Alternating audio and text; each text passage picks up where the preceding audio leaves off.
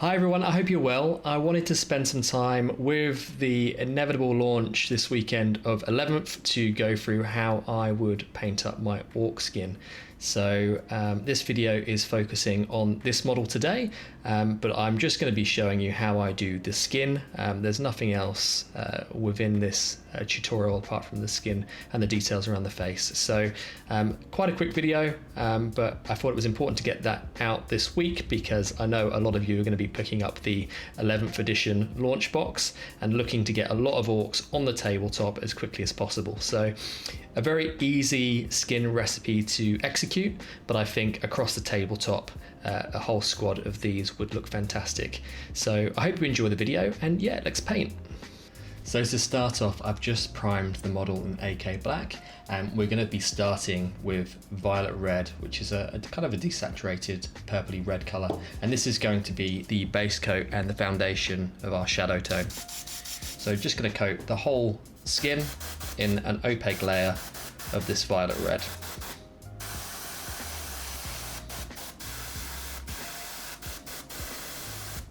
Making sure we're getting all in the recesses and from below.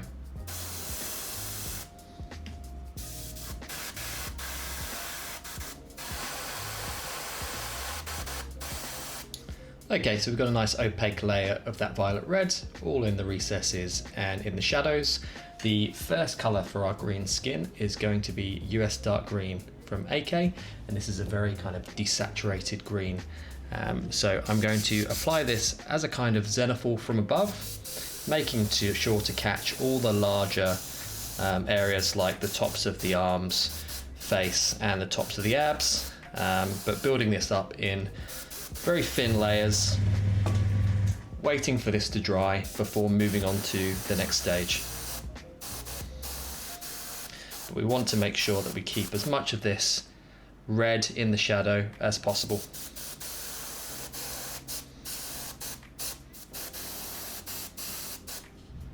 And with that done, you should have a result that looks like this. The next highlight color I'm going to be using is dark green gray. So again, another desaturated green, but I'm just going to be a bit tighter with my application now. So just hitting for the very utmost parts of the muscles, hands and face, and just catching the larger, flatter areas and building some definition with this color.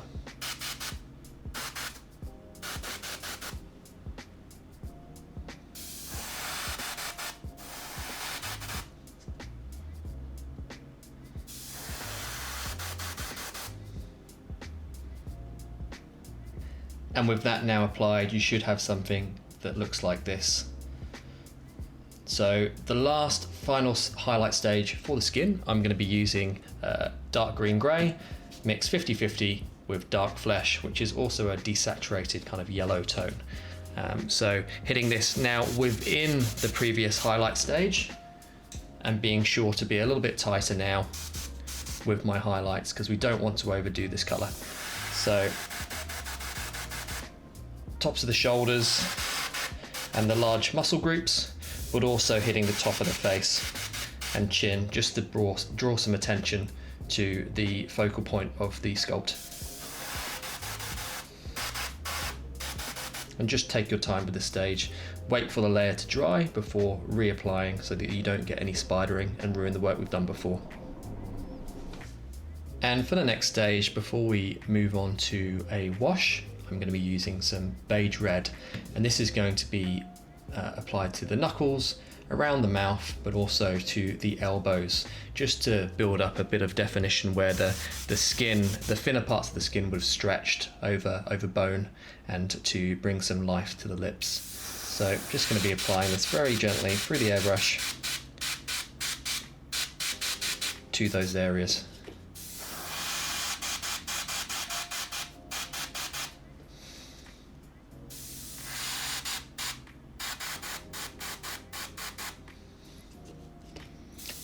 With the mouth, just be, I'm going to spray from above, but just be very careful, applying a little bit at a time, because we don't want to overdo this and turn the whole face of the model kind of beigey pink. So I'm getting quite close with the airbrush here, and I've got my airbrush on a very low PSI, around 20.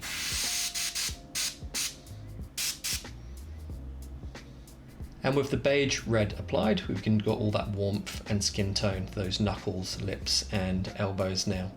So this is going to be a great foundation for our next stage, which is a wash, which we're going to use 1 part wine red to about 5 parts Lahmian medium on our wet palette. So this is just to make sure that this colour isn't too strong when we apply it over the model, because we don't want to stain all our lovely green skin completely red, but we want this colour in all the recesses. So I'm just mix this on my wet palette, and I have got a nice clean pot of water off to one side, and I'm just going to start applying this very liberally over areas one at a time, rinsing my brush in water and then simply going back over and removing most of that wine red from the flatter surfaces, but allowing it to sink naturally into the recesses.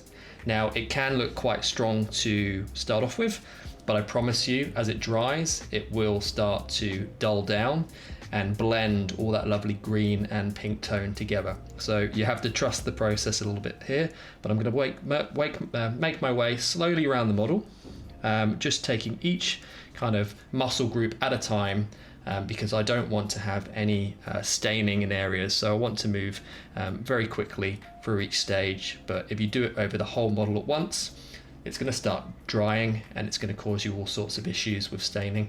So take your time with this step and slowly work your way around the whole model until you're happy with the finish, and make sure that you kind of soak up any of the big lumps of this colour that have settled with your brush and just wick them away. Okay, so this arm is done, but I just wanted to show you on this larger panel here the process again. So I'm taking this very liberally on my brush, which is a little bit scary, applying it all over, including the underside here. The beautiful thing about the Lahmian medium is it has a very long drying time, so we've got plenty of time to play around with this. I'm then rinsing my brush off in clean water and just feathering out the areas in which I don't want as much of this to be building up in. So like the very top of the shoulder here, this larger muscle on the back, and all I'm doing is dragging the pigment towards the recesses so that it flows and sits into only the areas where I actually want it to be sitting, and just pulling it away from the larger, flatter parts of the model.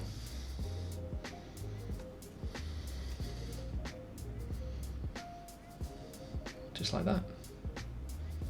Okay, and with that wash stage now dry, you should have something that looks like this. I've also added a little Orky transfer as a tattoo on his shoulder here.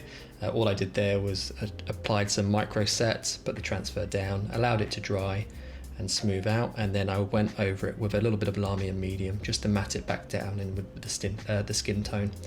But I just wanted to have a little bit of fun with a decal there too. So that's just from an Ork transfer sheet that I had kicking about. All I'm going to do now is take some dark green grey and dark flesh 50-50 on my wet palette and start highlighting up some of the areas of the face which have maybe been dulled down a little too much from the wash stage.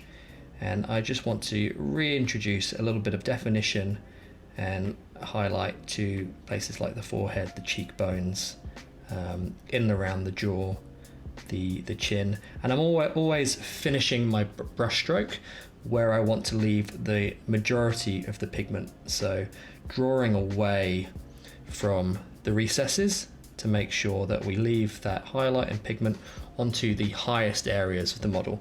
So just taking my time with this stage, but just as I said, reintroducing a little bit of definition back into the face, because after all, this is the focal point of the model.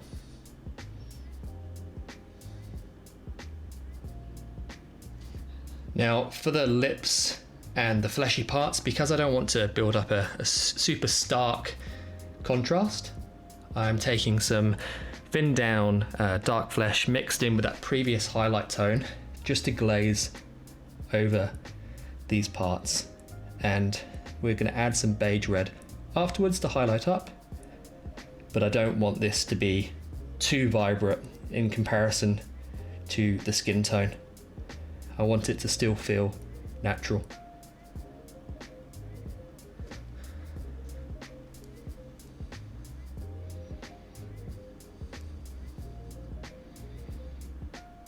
And then again, I'm just pulling to where I want to leave the majority of that pigment. I'm then going to take some thinned down Beige Red, and I'm going to highlight up some of the lips, knuckles, and also the elbows with this colour as well, just to establish a little bit more warmth. But as you can see with the lips, I'm kind of just doing little lines to build up this colour and make sure that there's some variation, because it's meant to look like flesh after all.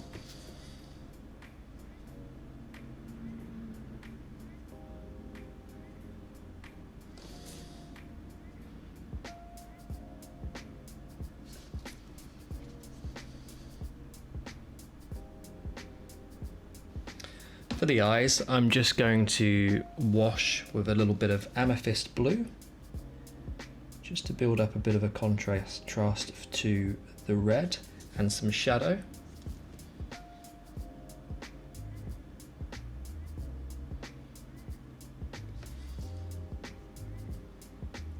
And then I'm gonna paint in the eye with wine red.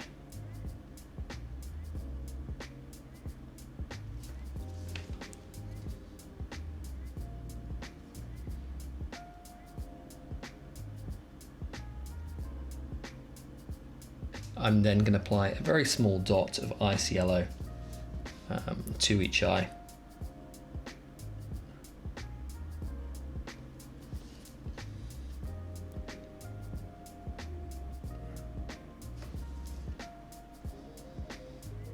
And we got it right the first time, which is always a good thing.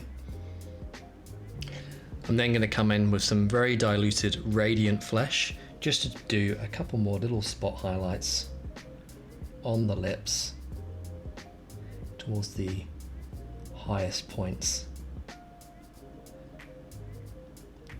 just again to make sure that the lips look almost like they're a little bit moist.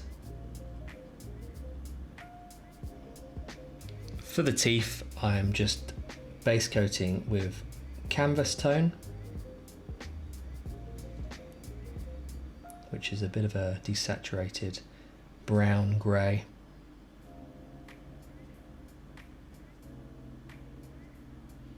I'm then mixing in a little bit of ice yellow into the canvas tone to do a final highlight, just towards the very ends of the teeth.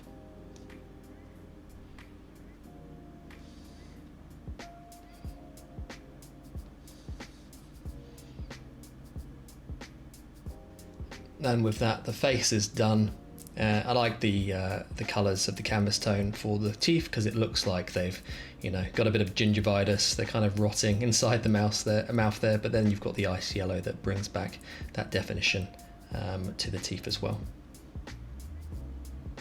And with that, the skin is complete. Now, as you can see, it's a very simple method, and again, I wanted something that I could replicate pretty quick, given 11th edition on the horizon and wanting to get that full force of Orks up to a tabletop standard. So very easy to execute. I think the finish is really, really good. I'm not a big fan, as I said, of that bright green skin.